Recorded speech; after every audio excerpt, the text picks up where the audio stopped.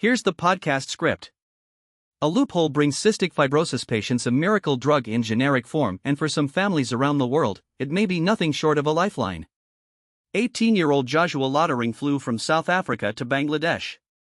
The moment he stepped out of the airport in Dhaka, the humid, smoggy air sent him into coughing spasms. Cystic fibrosis has taken a serious toll on his lungs. But even doubling over on the sidewalk, he was delighted to be there. Because he and his mother had made that long journey for one reason: to buy a year's supply of a drug that has transformed the lives of cystic fibrosis patients in the United States and Europe, a drug his family simply cannot afford back home. That drug is called Trikafta. It's made by Boston-based Vertex Pharmaceuticals, and it has been genuinely life-changing for people with cystic fibrosis, allowing them to breathe more easily and live longer. Vertex sells a year's supply in the United States for about $346,000. Since it launched in 2019, it has generated $49 billion in revenue for the company. Vertex holds a monopoly on transformative cystic fibrosis drugs, and it has not registered Trikafta for sale in many lower-income countries. It has also blocked efforts to produce lower-cost generic versions, a tactic common among drug companies protecting their pricing power in wealthier markets. So how did Joshua end up in Dhaka? Because of a quirk in global patent law. Bangladesh is classified by the World Trade Organization as a least developed country, which means it is exempt from international patent infringement rules. That exemption has allowed a thriving pharmaceutical industry to take root there, one built on reverse engineering patented drugs and selling them far more cheaply. A Bangladeshi company called Beximco Pharmaceuticals did exactly that with Trikafta. They reverse engineered it, and they're now selling their version, called Trico, for $6,300 a year for children, and double that for adults. That's still out of reach for many people. But compared to $346,000, it's a fraction of the price, and for families like the Lotterings, it's a real option.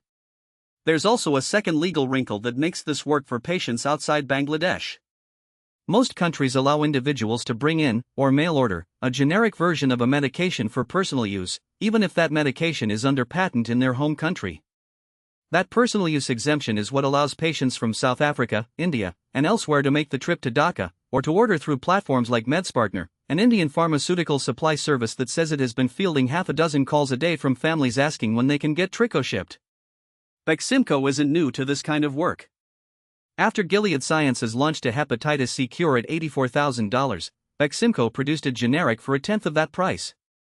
During the COVID pandemic, they made cheap versions of Remdesivir, Paxlovid, and Molnupiravir and exported them worldwide. That's what caught the attention of cystic fibrosis families, who approached the company about taking on Trikafta.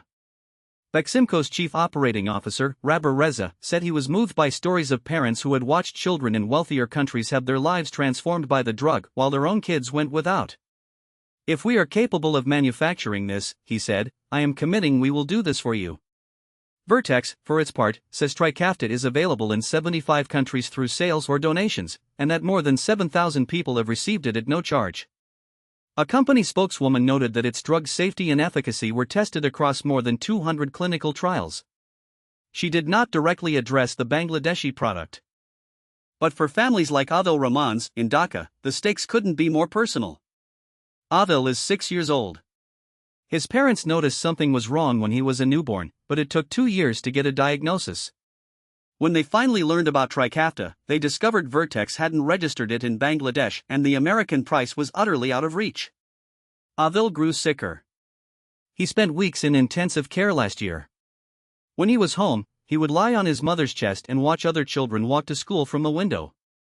He asked her why his life couldn't be like theirs. Beximco has produced an initial 2-year supply of Trico for a few dozen patients, and will watch to see what demand emerges.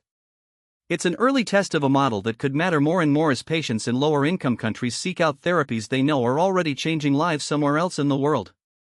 For those families, a loophole and a long flight to Dhaka may be the closest thing to a miracle they're going to get.